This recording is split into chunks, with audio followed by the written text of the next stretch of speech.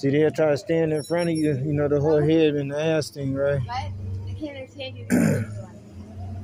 I was talking on my phone, actually. Oh, sorry. But God bless you.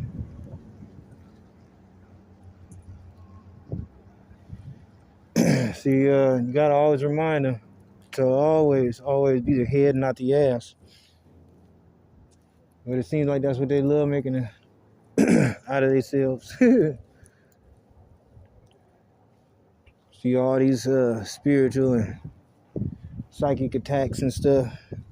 You gotta know how to combat this type of shit. Confirmation.